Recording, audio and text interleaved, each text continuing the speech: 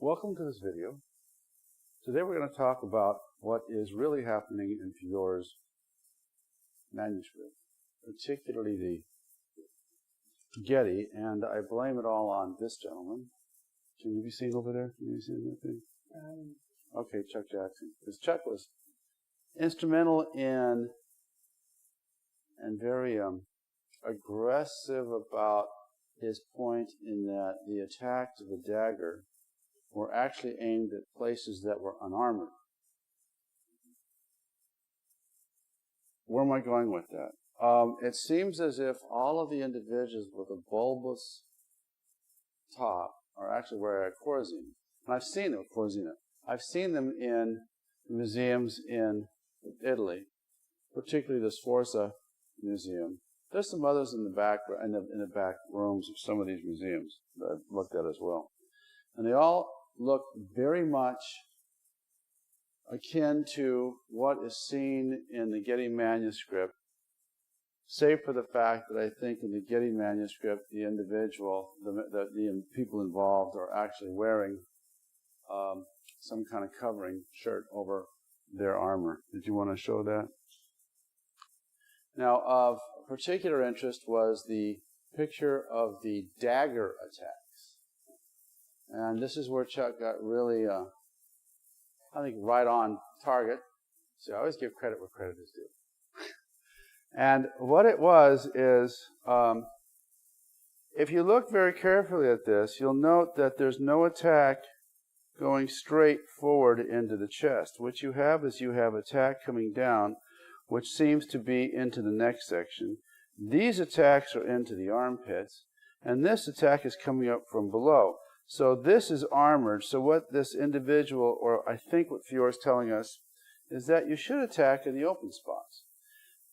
If this is the places where you have to attack with a dagger, it's also the places where you have to attack with a sword. So when you do an attack, a fendente, you're either going to cut this direction down, aiming in this area, or in this area, or at the arms. That's why it says, if you think about it, he talks about cutting the arm. Why would he cut the arm if he could just stab into the chest? That's always been a question I've had. The combat effectiveness of some of the moves of Fiore didn't make logical sense because the individual with whom he's fighting is open to a counterattack in the chest area. So why didn't Fiore do it? And the explanation being that this is actually from here up is armored makes logical sense. Can you flip over to one of the any of the, I don't care what's wrong, you pick it up. It does make a difference. Just want to show.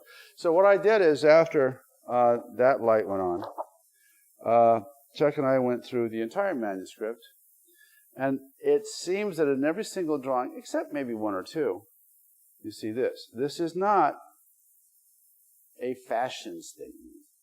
This is actually armor underneath this clothing. Now, on top of just the dagger actions, it also makes logical sense of some of the positions that both of these individuals get into, particularly in Abruzzati, because you don't bend, or that you don't bend mid-back, because you've got armor on.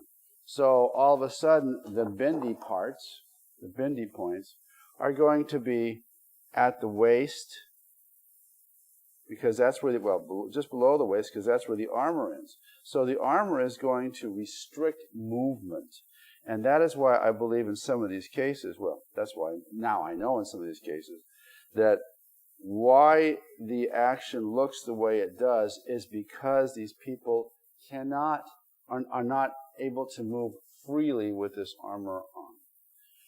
Look through the entire manuscript. Almost every single person, including those people riding a horse, have this. And that also makes logical sense. Why is he trying to pull a person off of a horse when you just stab him? It's because he can't. You have to, because there isn't an open target safe for the neck, and maybe that's not available to him. So he throws him off the horse instead of just stabbing him in the chest. And that's why, because they're armed. That all of a sudden makes logical sense of the entire manuscript. It's also true in large part of the Pisani Dasi.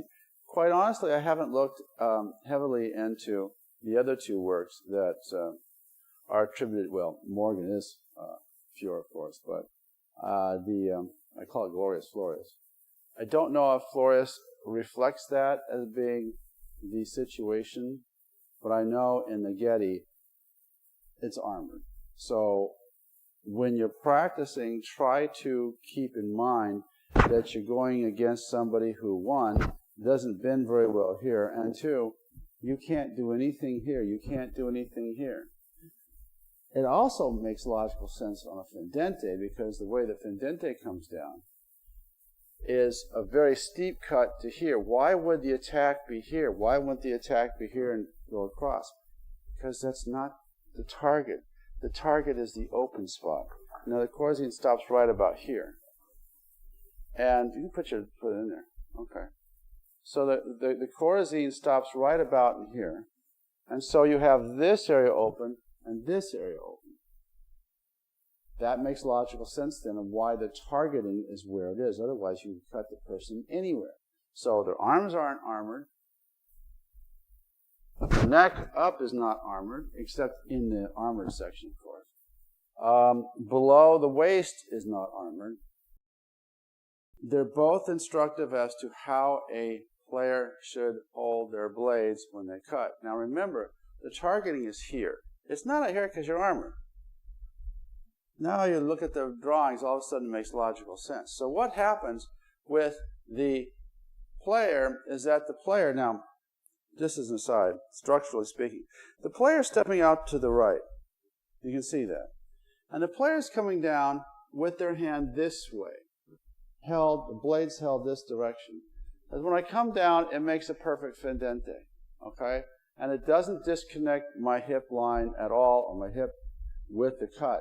If I come this direction, if I have it this, with this grip, and I come down, it pulls my shoulder out of socket, disconnects my hip, and I don't have nearly as much power as if I have it held this way. And that's why he's holding it that way. Now, in the second master, he's using his blade is held this direction. All right, he steps more forward, and he comes down direct. This direction, and he's holding it as most everybody holds a blade. It doesn't work because if I hold it this direction, and these people aren't cutting at 45s, fendentes, or 70s. So literally, it's the way that you hold your blade, and whether you step out or straight as to how you cut. If I step closer to straight forward, I want to go to the master's right side. And if I step out a little bit, I want to cut to the master's left side. So that's the two cuts that are involved. And I'm going to be the attacker, and Chuck's going to be the master. All right? So my attack, I'm going to step out and attack the right side, the left side of his neck. Okay, I'm going here. Okay? So I'm going right there. That's my cut. Look at the drawing. That's what's drawn. So I come in, and I come cut there. Now, I'm open to a cut to the arms. Okay? Or, if I'm bright, what am I going to do? I'm going to pull my blade back and go here. Or he might get caught in that. All right? So go ahead and go straight down. Boom. So I'm going to catch him this one. All right? So that's what I'm trying to create in the first master as player. I attack here, he comes down, trying to cut my arms, I come this way, and that's why this back hand is turned this way. However, he's smart. So, as I come down, he takes it, I do this, he steps off to the side, all right, and stabs me in the neck. Why isn't he stepping? This is one of the questions. Why not stab me in the chest? Because it's armored. That's been our conclusion based upon looking at all the attacks. They're always here, they're always here, they're always under here. You don't see any attacks going straight to the chest. Okay? So that's the first master. I come in as the here, I go here. Alright? And that's what I could do. I could just come in that way. That's my goal. But I come here, I do this, And he steps off at the same time and stabs me in the throat. And that's what's drawn in the manuscript. Okay, let's go to the second part. Our second master. All right. So I'm going to attack Chuck, and now, okay?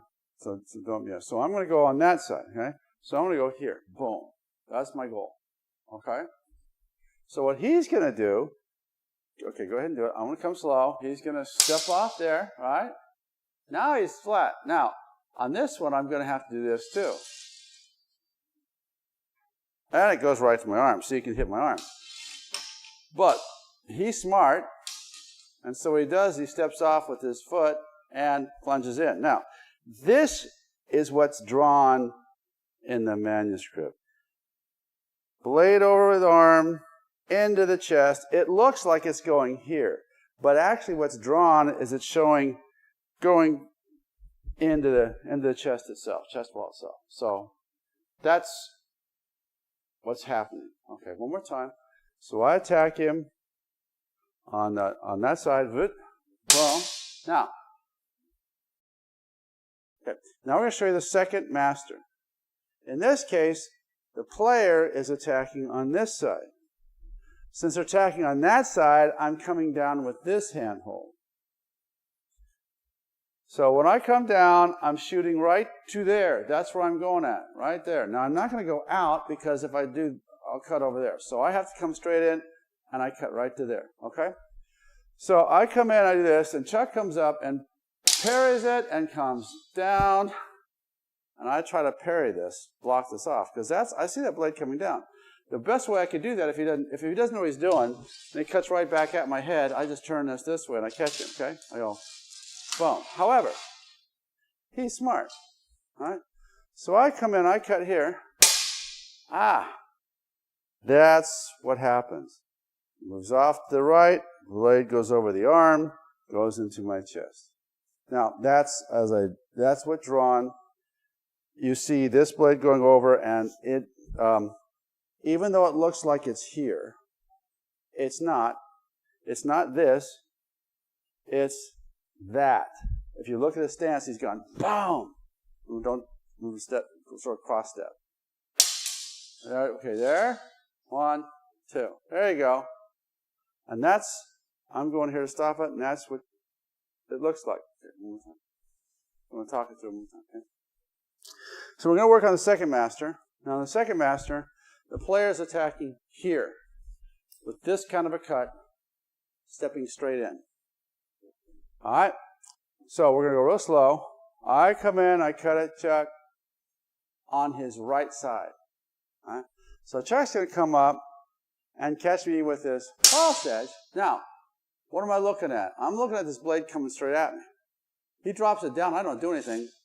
Comes right to there, all right? So instead what I do is I turn it this way to carry it. Now, if he was cutting at my neck, I'd catch him. But I turn here, and he's smart. So he steps off, boom, boom. Okay, so this is going over my arm. This is going into my chest. Now, the reason I'm concluding that there's armor is, why does he stab me here? I mean, if I come in and attack him here, and he parries me off, okay, and I do this, why does he have to step? Why does he just go right here? That's not what's drawn. His foot has almost cross-stepped over and moved off to the left of the player, and he's going in here, and it looks as drawn. So we've come to the conclusion that first master is against an attack this way, is an attack to your left side, and second master is an attack to the right side. Do it again? Okay. So first master is an attack by the player here, and second master is an attack by the player here. And the response, of course, of the master is to pick it up true edge in the first instance, false edge in the second instance. In the first instance, you're able to beat me pretty easily. In the second instance, you step off and stab me in the chest. So that's what's going on. All right, good. That's all we need.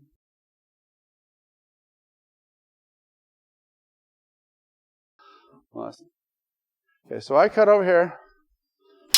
Now, I got to worry about that cut, because if he drops straight down, he's going to cut my arm. Huh? So I come in, and I see that cut coming, so I do this. Huh? And what does he do? Steps out, back, and drops, and goes right in the arm. Now, this is the open spot in the armor. That's what's going on. Let's try it one more time. I'm not going to talk it through. I'm just going to attack. I'm going to go here. Boom. Look.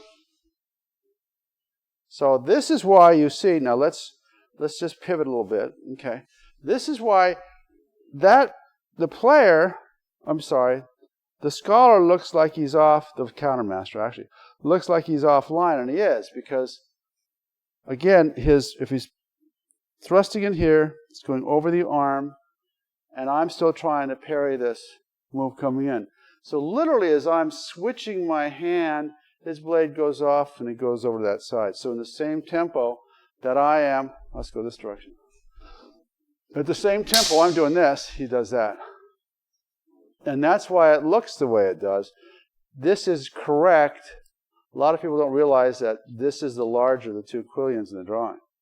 That's exactly what he's doing. He's trying to stop that countercut, and then Chuck is smart enough to move off and stab me under the arm. Okay. Do you think that's going to be good enough?